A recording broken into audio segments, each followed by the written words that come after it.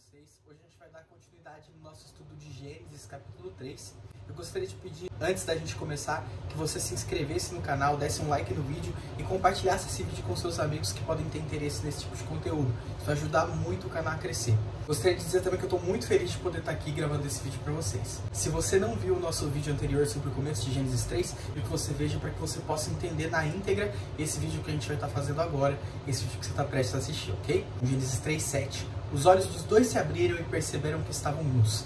Então, juntaram folhas de figueira para cobrir-se. É interessante a gente perceber o aspecto que as roupas, as vestimentas têm na Bíblia. Nós temos diversos relatos sobre roupas.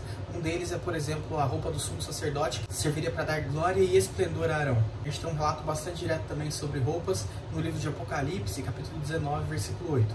E foi-lhe dado que se vestisse de linho fino, puro e resplandecente, porque o linho fino são a justiça dos santos. Bom, a gente consegue ver então que roupas estão geralmente associadas a ações e atitudes.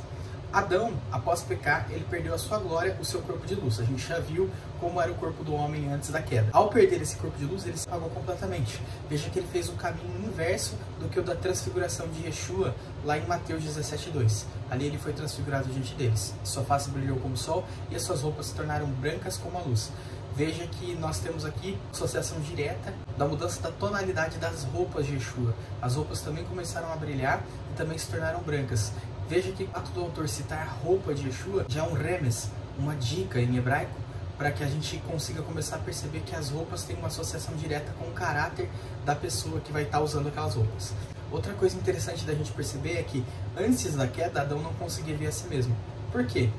Bom, é bem simples. Qualquer objeto que emita luz, ele não vai refletir luz. O que eu quero dizer com isso? Se você acender uma luz e tentar olhar para ela, você não vai conseguir enxergar o exato formato da luz, porque a maneira pela qual nós enxergamos, o processo físico, onde a luz bate no objeto e é refletida até as nossas retinas, e ali o nosso cérebro identifica as ondas dessa luz e da cor, da forma e da distância aos objetos. Então, Adão, ao brilhar, ao emitir luz, não refletia luz. Ou seja, a luz ao entrar nos olhos dele não refletiu o aspecto real que havia debaixo daquela glória, daquela luz, aquela cobertura de esplendor que Deus deu ao homem. Porém, ao pecar, ao internalizar o fruto, ao internalizar a possibilidade de também fazer o mal, Adão não poderia mais na íntegra expressar a glória e o esplendor de Deus. Então ele se apagou. A glória e a luz do eterno saíram do corpo do homem e o homem deixou de refletir a luz divina no seu corpo. É interessante notar que Adão e Eva tentam se cobrir com folhas de figueira. Tudo no livro de Gênesis, além de literal, também carrega significados proféticos que trazem lições para as nossas vidas no dia de hoje. Então nós podemos fazer uma análise. Veja que árvores, geralmente na Bíblia, representam pessoas com determinadas atitudes, como palmeiras representando justos e outras árvores que fazem representação tanto de reinos como de pessoas. A figueira em si representa Israel com a Torá. Vamos dar uma olhadinha um pouco antes de continuar com essa explicação numa parábola onde Yeshua fala sobre figueira. Em Lucas 13, de 6 a 9, diz assim: Então contou esta parábola. Um homem tinha uma figueira plantada em sua vinha. Vinha é um aspecto figurativo do reino. O reino de Deus é todo lugar onde vale a aliança de Yeshua, ou a aliança feita com Abraão, a aliança feita com Israel. Então vinha representa sempre a aliança de sangue, ok? Não é à toa que um dos primeiros milagres de Yeshua foi transformar água em vinho. Você quer saber por quê? Eu explico para você em outro vídeo. Só pedir aí nos comentários ou mandar uma mensagem para mim no meu WhatsApp, você que tem no meu telefone. Continuando a leitura do texto. Foi procurar fruto nela e não achou nenhum. Por isso disse ao que cuidava da vinha: Já faz 3 anos que venho procurar fruto nessa figueira e não acho. Corte-a. Por que deixá-la ocupar a terra inutilmente? Respondeu o homem: Senhor, deixa por mais um ano. Eu cavarei ao redor dela e adubarei. Se der fruto no ano que vem, muito bem. Se não, corte-a. Então veja que a parábola não fala para arrancar a figueira pelas raízes. Isso também tem um outro aspecto muito importante. É dito apenas que ela fosse cortada, ok? Já é grave, mas é menos grave do que ser removida pela raiz. Continuando, tem uma outra parábola que eu gostaria de ler com vocês a respeito de figueira, em Mateus 21:19. Vendo uma figueira à beira do caminho, aproximou-se dela, mas nada encontrou a não ser folhas. Então lhe disse: Nunca mais dê frutos. Imediatamente a árvore secou. Essa parábola de fato aconteceu, e Yeshua amaldiçoou essa figueira e essa figueira veio a secar. É uma parábola romantizada, assim como o profeta Jeremias falando sobre o vaso de barro. É interessante notar que os frutos que essa figueira deveria dar são frutos vindos do Espírito de Deus. Em Gálatas 5, 22 e 23 nós temos a listagem dos frutos: amor, alegria, paz, paciência, amabilidade, bondade, fidelidade, mansidão e domínio próprio. Deus já havia anteriormente exortado Israel a respeito de executar as suas obras sem de fato exalar frutos do Espírito. O que acontece é que boa parte dos judeus cumpria a lei de maneira legalista. Eles cumpriam a lei na letra, mas não com a intenção correta de coração. A figueira, sem dar frutos, apenas com folhas, representa a hipocrisia das pessoas em receber a água, receber a palavra de Deus, receber nutrientes do solo, ou seja, receber o apoio do Eterno, ocupar o solo impedindo que outra árvore crescesse. A gente vê muitas vezes muitas pessoas que desanimam de ir para a igreja, ou desanimam inclusive de ter uma religião, ou de estar perto de Deus, justamente por atitudes de pessoas que se dizem crentes, mas não dão frutos. Elas só seguem a legalidade da lei, só seguem uma religião, mas de fato não se tornam melhores seres humanos. Ou seja, elas apresentam folhas, parecem vistosas, mas de fato não dão fruto para alimentar o próximo. Então ter esse aspecto de santidade superficial, sem intenção correta de coração e sem exalar frutos, faz com que a árvore em si seja amaldiçoada. Além dela por si só consumir nutrientes, água, espaço no solo, impedir de outras árvores crescerem naquela região, o mínimo que ela poderia fazer é dar fruto. E de fato a gente vê muitas pessoas não dando frutos, infelizmente. Quando o primeiro casal se vestiu com folhas de figueira, profeticamente eles estavam mostrando a atitude de muitas pessoas que não têm a kavaná, a intenção correta do coração ao cumprir a vontade de Deus. Ao invés de fazer o que Deus quer, fazem o que eles mesmos querem e depois tentam cobrir a sua vergonha, a sua nudez perante o Eterno, ou as obras que não têm a intenção de coração correto. O que Deus mais quer das pessoas é obediência, e obediência de maneira correta, e não simplesmente legalidade. Por isso que acolheram folhas de figueira já para nós nos atentarmos a respeito do quanto isso deixa o Eterno magoado, para nos atentarmos a respeito do que o Eterno realmente quer que nós façamos. Em Gênesis 3:8, continuando, nós vemos: e ouviram a voz do Senhor Deus que passeava no jardim pela viração do dia, e esconderam-se Adão e sua mulher da presença do Senhor Deus entre as árvores do jardim. Aqui no original é interessante a gente ver que é como se a própria voz de Deus passeasse. Voz não tem perna, voz não anda. Então, a voz do Senhor Deus passear é uma alusão ao Messias. Aquele que traz a voz de Deus para a terra, a vontade de Deus para a terra, é o Messias Yeshua. Então aqui a gente já vê um contato direto entre Yeshua e Adão no começo da criação. A voz de Deus que passeava era o próprio Messias. Outra coisa nesse versículo que mostra isso para a gente no mesmo sentido é que Adão e sua mulher se esconderam da presença do Senhor Deus. Mas na verdade a palavra presença aí é face, pnei. Se esconderam da face de Deus. A face é a maneira pela qual nós somos reconhecidos por outras pessoas. E Yeshua deixa claro que é através dele que nós podemos reconhecer ao Pai. Mostrando então que na verdade quem passeava na viração do dia era Yeshua, o Messias, trazendo consigo a presença do Eterno. Continuando então, Gênesis 3:9. E chamou o Senhor Deus ao homem e disse-lhe: onde estás? Aqui nós temos várias coisas curiosas. Primeiramente, esse e chamou é Vaikra. Vaikra é o nome do terceiro livro da Bíblia. No original, o livro de Levítico se chama Vaikra, e chamou. Esse e chamou tem uma ideia de aproximação, de trazer para perto. A vontade do Eterno era que Adão chegasse até ele e falasse dos problemas que ele estava enfrentando e se colocasse aos pés do Senhor para que ele pudesse resolver o problema e a humanidade tomar um rumo correto desde ali. Por isso a palavra empregada é a mesma do livro de Levítico, que é o que cuida justamente do processo de aproximação do homem com Deus novamente. Esse livro, na minha opinião, é um dos livros mais messiânicos da Bíblia e do Antigo Testamento, porque ele relata de maneira clara Yeshua. Para quem tiver a oportunidade de ler ele da maneira original, você vai conseguir ver claramente o Filho de Deus nas páginas desse livro. Então, Vaikra aqui já é uma alusão ao processo de redenção do homem. Deus tentou se aproximar do homem nesse ponto. Outra coisa que mostra isso é a palavra utilizada para dizer onde estás. A palavra utilizada é aieka. Não é muito comum utilizar aieka. A Torá ela é muito rica em acrósticos, inclusive amém, quando você fala amém, isso é um acróstico. Acróstico é quando você pega uma palavra e cada letra que forma essa palavra também são adjetivos a respeito daquela palavra. Por exemplo, a palavra amor, fazendo um acróstico: altruísmo, moralidade, obediência e respeito. São coisas que podem dizer sobre amor, mas para você entender justamente o que é um acróstico. O acróstico aqui de Aieka ficaria Adonai Yodeia Kol Hanistarut, que significa o Senhor Deus sabe de todas as coisas ocultas. Então ele já estava dando um toque para Adão: olha Adão, Vaikra, vem até mim, porque eu sei de todas as coisas ocultas e eu posso ajudar você a resolver esse problema. Adão teve a chance de declarar sua autoinsuficiência perante o Eterno, mas ele preferiu se esconder e tentar resolver o problema sozinho.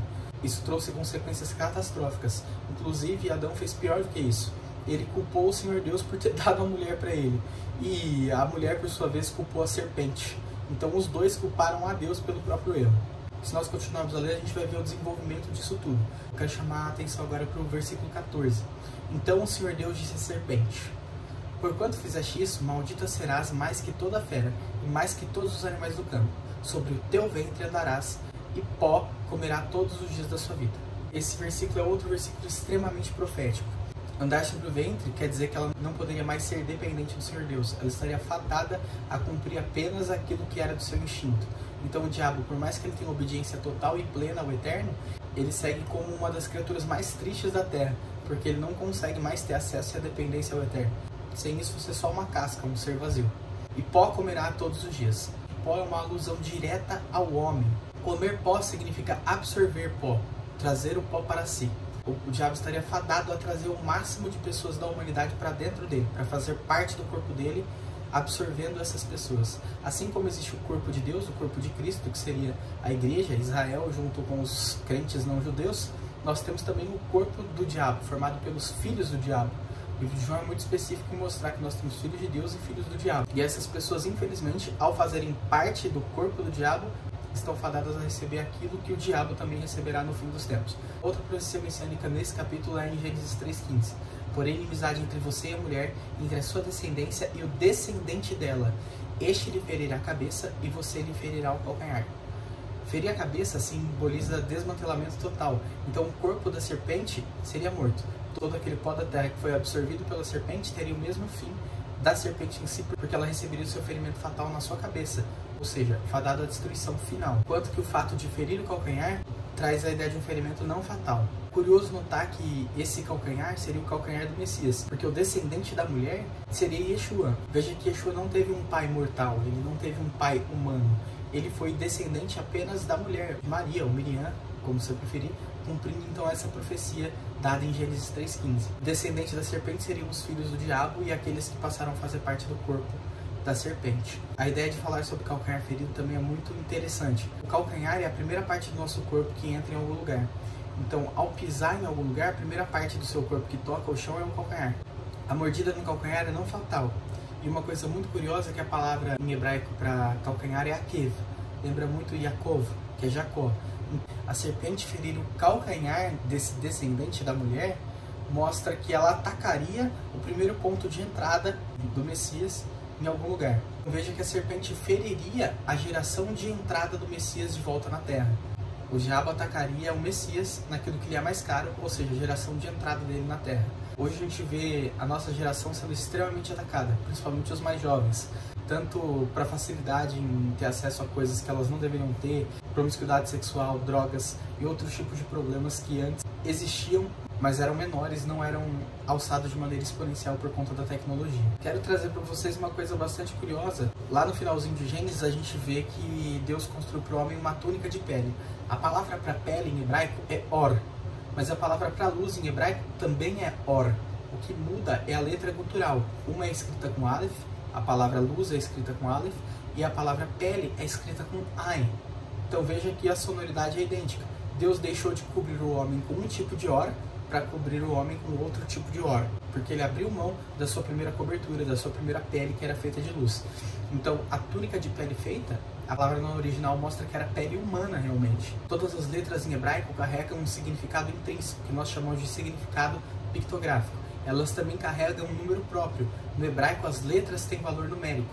Então nós podemos fazer a diferença entre Ain e Aleph. Ain vale 70, Aleph vale 1. 70 menos 1 dá 69. Essa é a diferença de uma cobertura para outra. Agora o número 69 traz em si as letras Samer e Tet. A letra Samer significa suportar, ajudar, ficar ao lado. E a letra Tet significa serpente. Então, veja que coisa interessante o que o hebraico traz pra gente. O homem deixou de ser coberto de luz, or, para ser coberto de pele, or, por ter ficado ao lado da serpente. Outra coisa que Deus faz no final desse capítulo é tirar o homem do Éden, colocá-lo ao oriente do jardim.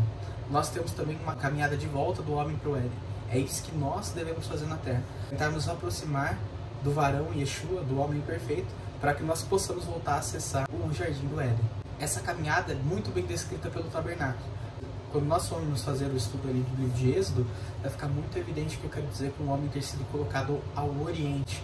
a caminhada que o homem deveria fazer para voltar ao Éden é a mesma caminhada que o sumo sacerdote deveria fazer no processo de redenção do povo de Israel, lá no livro de Êxodo. Outra coisa muito bacana que a gente enxerga aqui, uma espada flamejante guardando o caminho para a árvore da vida e a posição de sentinela de 2 querubins colocados nos portões do jardim para guardar a passagem. Quando nós formos estudar o tabernáculo, formos falar sobre a Arca da Aliança, nós vamos associar todo o processo de volta de redenção do homem, usando o tabernáculo, usando a obra do Messias Yeshua, a posição desses anjos fazendo guarda do Éden e também dessa espada flamejante. Gênesis 3 é um dos capítulos mais complexos da Bíblia. Eu espero que tenha dado uma luz para vocês e acompanhe os vídeos para que você consiga entender cada vez mais. Se você ficou com alguma dúvida, se você quiser se aprofundar um pouco mais no estudo desse capítulo, você pode mandar um comentário aí embaixo ou você pode me chamar na rede social, no Instagram, para a gente conversar, que eu vou ajudar você com todo o prazer do mundo. Espero que vocês tenham gostado, fiquem com Deus e até o próximo vídeo. Um abraço, tchau, tchau!